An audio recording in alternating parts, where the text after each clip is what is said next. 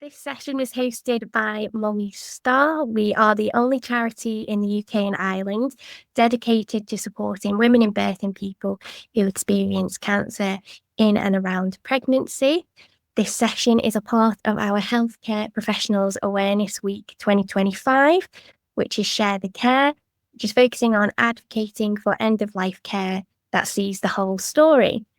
I am joined today by a wonderful team from the Liverpool Women's Hospital.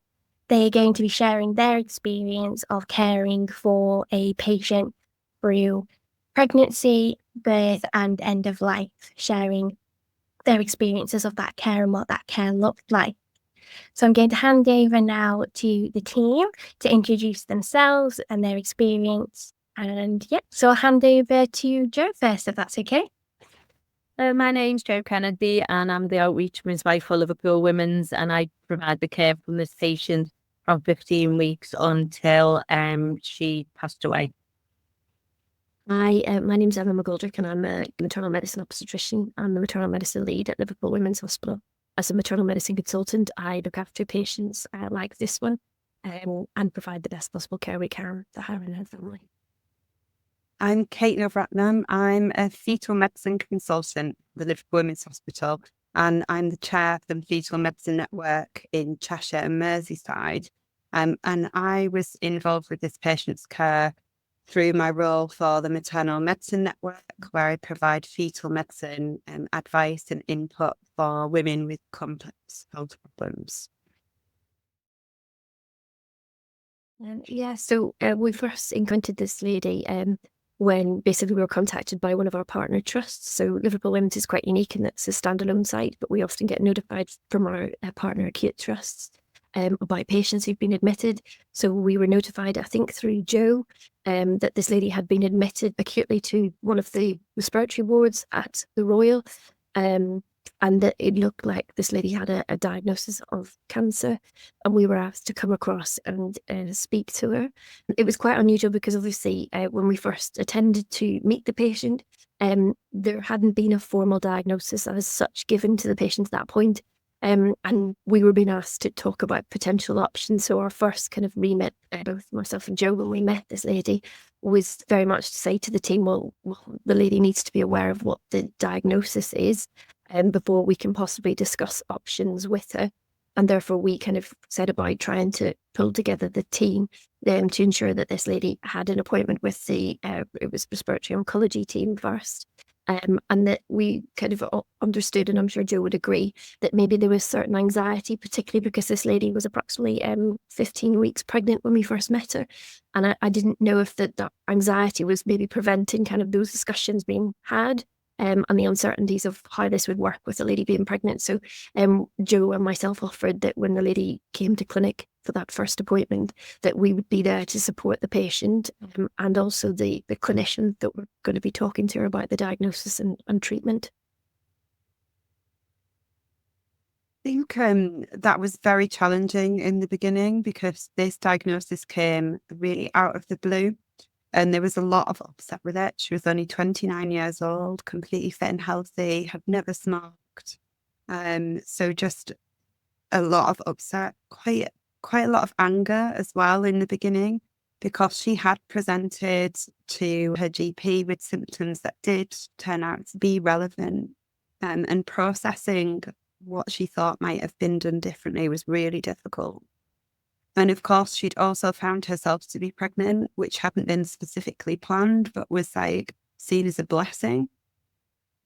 So navigating something that should have been happy, something that was extremely stressful, and all the fear that was coming in behind the cancer diagnosis was really difficult.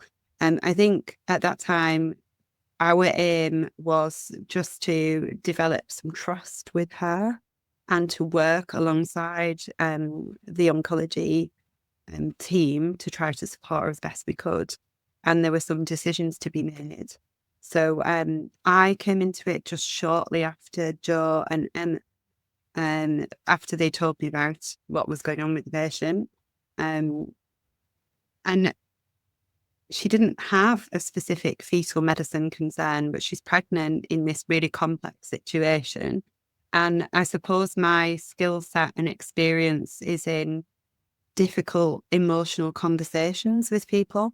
And from that role and having fetal medicine, I just understand that you need to develop the trust very early and the familiarity within the relationship she was going to have with us in our team. And that was specifically for the three of us initially.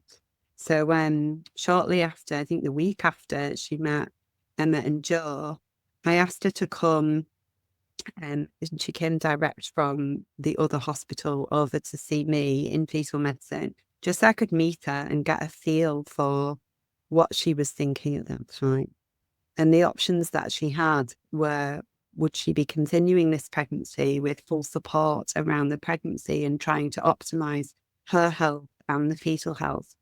Or would she want to pursue the option of not continuing this pregnancy, which would be completely understandable in this situation, but would have some different logistics to it, technically, for me and for her, just how she would get through something else stressful on top of something that was already really significant. And I think from the outset, what we wanted to do, it was quite evident that in terms of once we got to know the patient and her family setup and things like that she was quite a pragmatic lady, and that she very much just wanted the information so that she could make the right choices for her and for her unborn child. As Kate alludes to, from speaking to the patient from the very outset, although this wasn't a planned pregnancy, this was very much a wanted pregnancy, and her priority from the outset was very much to do the best that she could to try and ensure that the pregnancy outcome was a good one and to give her daughter the best possible chance at survival and a good life, albeit understanding that there was a chance that she wouldn't be around to see that. So once we were aware of that, and I think that's the interesting thing from an obstetric point of view and a fetal medicine point of view, is unfortunately we are used to having these conversations, these difficult conversations.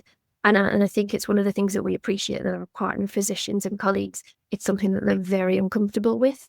And I think often that they sometimes feel perhaps that the easier option might be to end the pregnancy. But often the vested interest that a mother has, that you become a mother before you even have your baby, is that is not an easy choice. And therefore respecting that and then doing the best that we can with the diagnosis and the treatment that she would require, and was being open and honest with her about kind of what impact the treatments that were going to be started in pregnancy and that needed to be started to try and improve her outcome.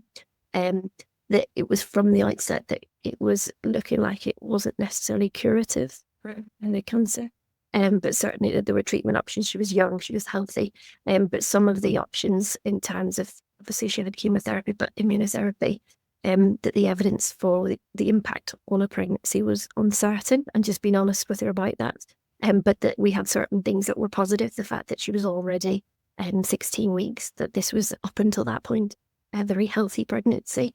And then also how we would then manage that moving forward, both kind of in terms of extra surveillance for the pregnancy and then obviously for the patient herself.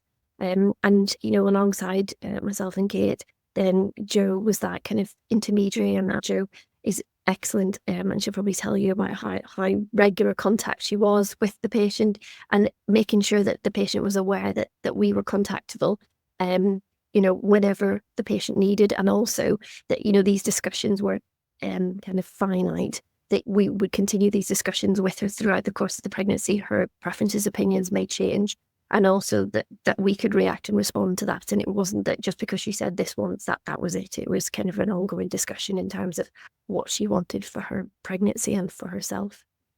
I think our aim in all of the interactions was just to listen, because she was very clear in telling us what she wanted. So it was to listen and to be as honest as possible and to give the detail on things that was going to be required. And as Emma has just said, we're in a slightly different situation as obstetricians in maternal-fetal medicine, because our priorities are always clear that the mum is our first priority, but we understand that the first priority of the mum is usually the baby. And it's making that work in practice alongside our other colleagues, because understandably there is a lot of anxiety and a lot of unknown for colleagues from other specialities. And that's our comfort zone. Even when there are unknowns, we know where our priorities are. We are good at being pragmatic with them. And we're well connected with the other specialists that need to be involved in the honest discussion with the mum about her baby. And that included our neonatal team. Our neonatal consultant was absolutely fantastic, planning ahead and just really understood what her priorities were in optimizing things for this baby. We did go back and forth for a while where she considered, I think it was a grief process, really considered going for some like novel private treatment in Europe. And we were quite worried about that. She did at one point ask for us to do a 24-week delivery so that she could go and try to seek this novel treatment. But I think that was just the process of turning things around in her mind when she got the stage 4 diagnosis, when she had the terminal discussions with people, and it was a really hard time. And then she came back around from that and was quite practical about what would happen. So we spent a lot of time working with a lot of colleagues because in Liverpool, our hospitals are split across the city. So we are a standalone obstetric and gynecology, like women's health site. We don't have any general services apart from we have some obstetric anesthesia, we have neonatology with us, we don't have anything else. And that creates a layer of risk. But we think that the fact that we were all separated physically actually forced us to pay great attention to the verbal and written communication and really hash out the plans, which we were writing plans and writing them in such a way that we were writing them for a general non-specialist audience, because we had to be absolutely sure that nothing here can be taken for granted, that people have got the same understanding. So we're all from different specialty backgrounds, working in different trusts. So we think it actually brought out some of the strength in our team that we had to give it more attention than perhaps if the speciality was down the corridor. So we spent a lot of time on things like that. We had a lot of meetings with lots and lots of people.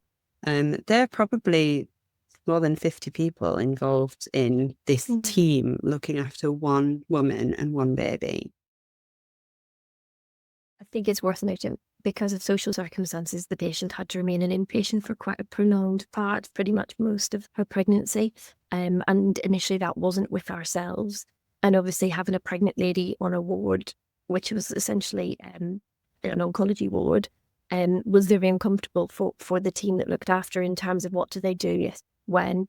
And so, as Kate says, we then realised, well, what can we do to provide that assurances and support to our partner providers?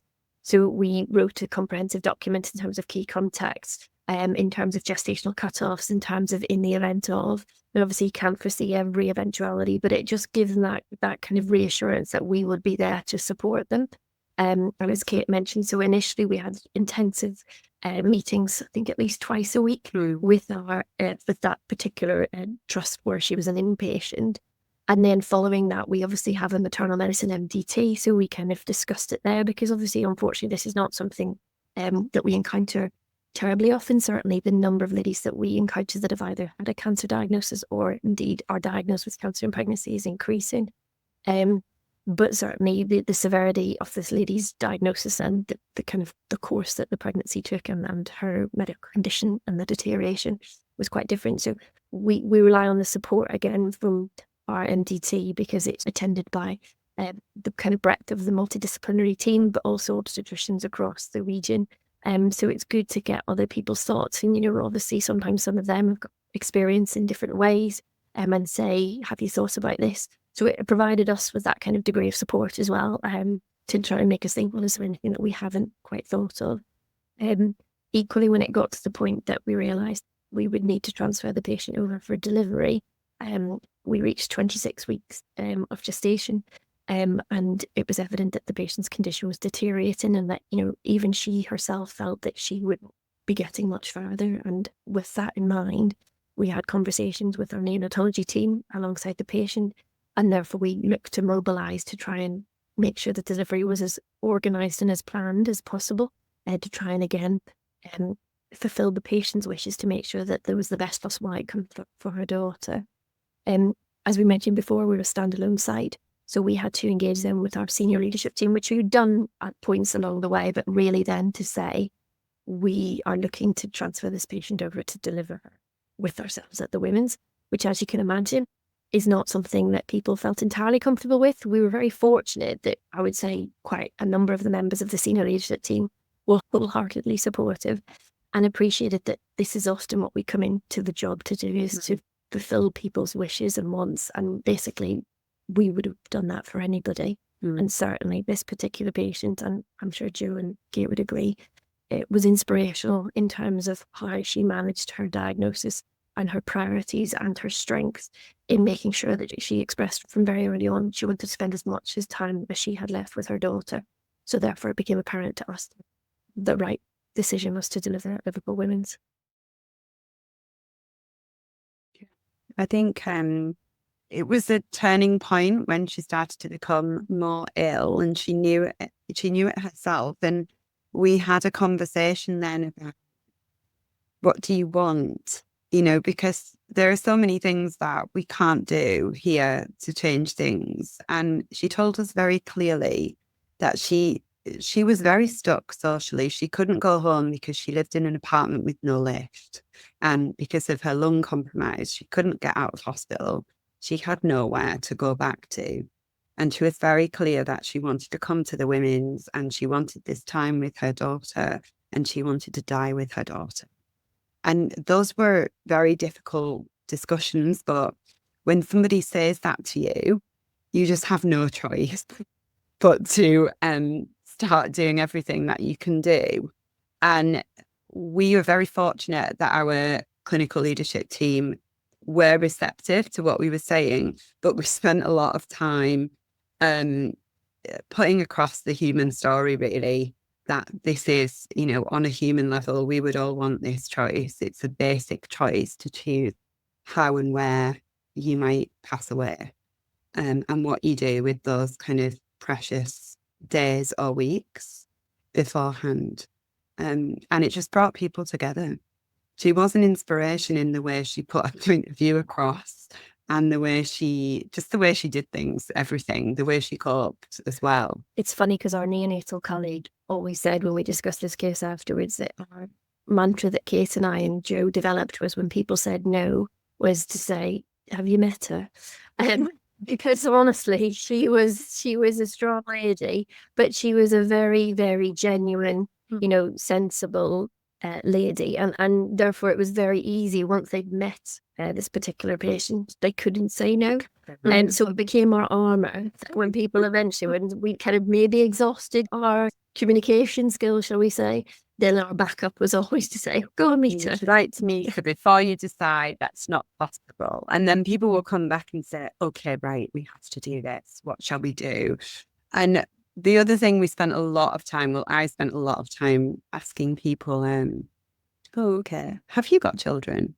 And they all say yes, of course. There are so many people in this organisation in leadership positions, they've all got children. And you can feel it. You know, you don't have to live this experience to feel how important this is to the person, and to try to imagine like what you might go through if you didn't have a choice. So we were fortunate that everybody was able to get on board with it, and there was really good working then on a senior level between the organisations to allow her to come for this optimised delivery. I would say it was it probably is the most stressful cesarean section we have ever done. And not technically, just because the weight of what was going to happen. She was only 26 weeks, 6 days. Her baby was 850 grams. And we had to have that delivery got absolutely perfect because of the anaesthetic risks. And just because we didn't want to harm her anymore, and we didn't want this baby to be in any way suboptimal at birth. The delivery went absolutely fine, and her recovery was as uncomplicated as possible. But unfortunately, at that point, she was on a decline for how long this was going to go. And our neonatal consultant colleague and the neonatal nurses then like excelled themselves even more because they had shut down an intensive care room, which allowed the baby to be looked after and privacy for the mum to spend as much time as possible down there without other parents and without people coming and going. So she could have as much uninterrupted, like natural time. And when she was too sick to go downstairs anymore, the neonatal nurses and the consultants, like during the night, they work night shifts in our unit because of the size of the unit. They would come and sit with her for hours with a baby in a transport incubator and like just supervising and keeping things safe, but allowing her to have all that time. And we had really good support from our palliative care services, keeping her comfortable. And that was what we were most scared about, because that's outside of our comfort zone. People don't normally die. Women like this in this hospital don't normally come here to die. And I think because we provided that support at the outset for them when they were at their uncomfortable level, as you know, they don't look after pregnant ladies as inpatients very often, that was easily reciprocated. And I think that's about establishing good rapport amongst the team members, that we were all in it together and everybody wanted the best outcome for this lady and her baby. So it was an easy ask when we said, well, this is us. Tell us, well, what are we to expect? And, you know, what do we do? And who do we call in the event of? So that was then again, it was almost flipped on its head. And so that we could rely on them for regular reviews of this lady as an inpatient, and indeed in the need of an emergency, we knew who to call. And there was a palliative care service that exists within Liverpool. And they were aware of the patient, so that if we rang, that they were already kind of up to date and informed about who this lady was and potentially what we needed to be done.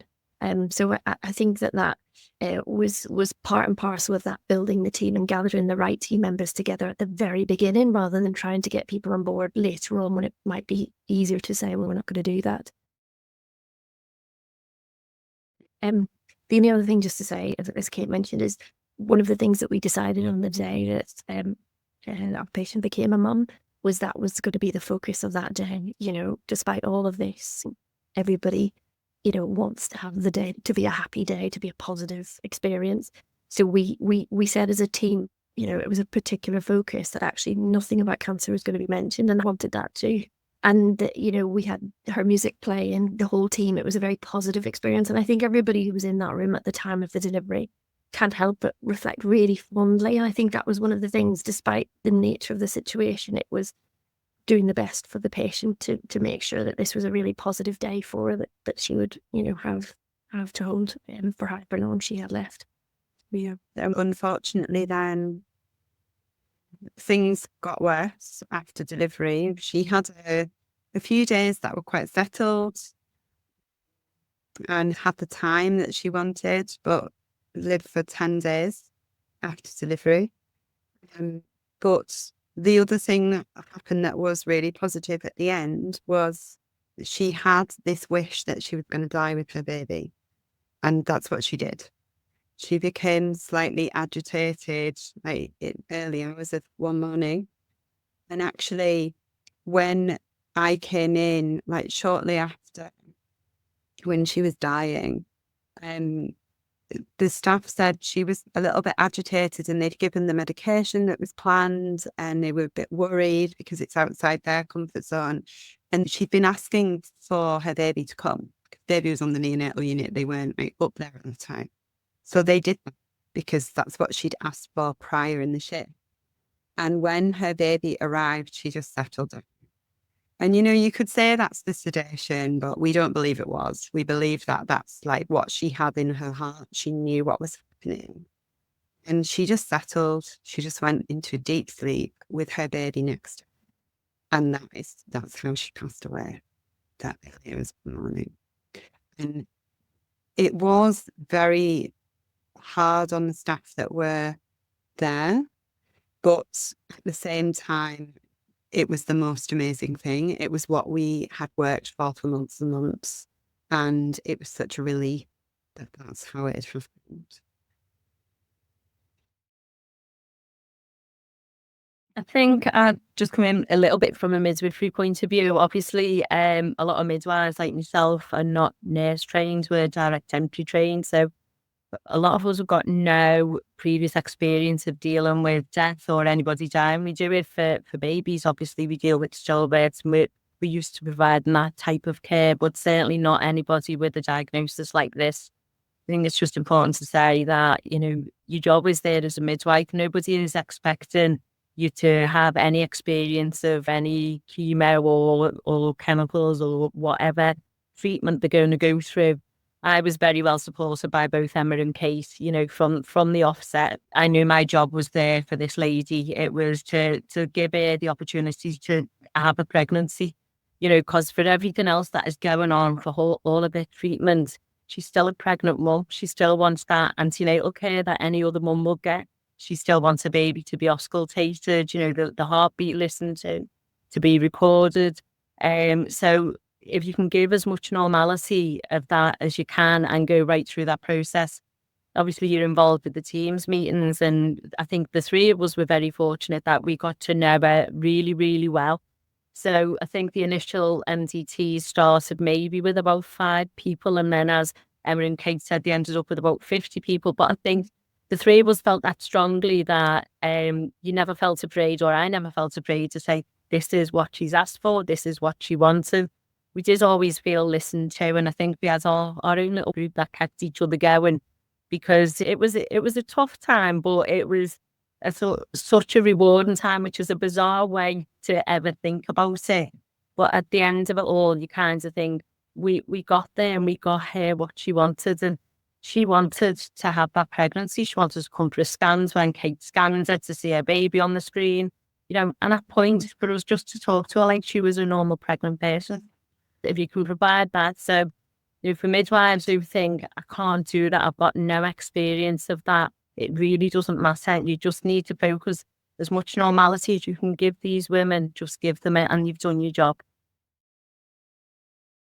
And I think there's so many demands that anybody that works in healthcare that we can get totally lost. Like, we all have big job plans and like lots of hours and shifts and competing demands. But it was very rewarding, because what it did was drive back to the heart of why you chose this career. And it's not about all the technical aspects. This is about compassion for another person. And I think we all experienced it like very personally, but being in healthcare is personal, because, you know, our health and like the health of our children and our families is extremely personal, and you cannot help but see yourself in the person or see your family in them. I kept, like, my personal reflection was, I just kept looking at my daughter, who was 4 at the time, and feeling whatever I do now has to be with such integrity that she will be proud of what I did. If I explain this, she has to know why I did what I did. And this patient that I'm looking after has a daughter that I am trying to help. And, you know, you've got that like blessing. You have to go and try to optimize this now for someone else, for everything that you've been fortunate to experience. And we're in such a huge privileged position to be able to just extend that compassion and care to someone else.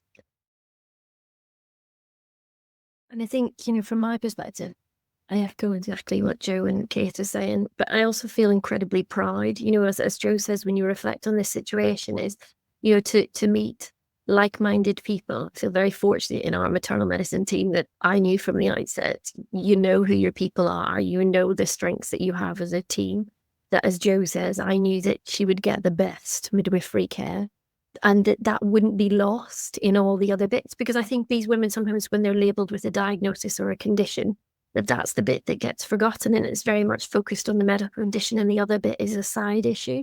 Whereas actually this was the driving thing for the lady that we looked after, was that she wanted to make sure that she had a good pregnancy outcome, and that whatever time she had an opportunity to meet her daughter and spend time with her daughter.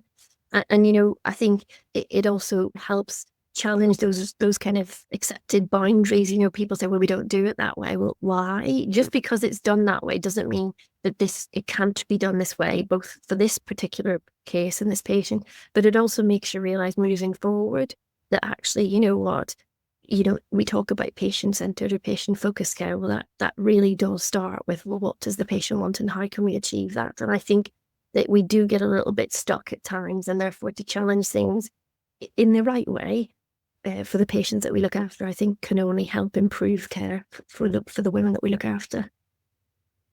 Yeah, and I think we have to tell you as the last thing, it was a really positive outcome for her baby in the end.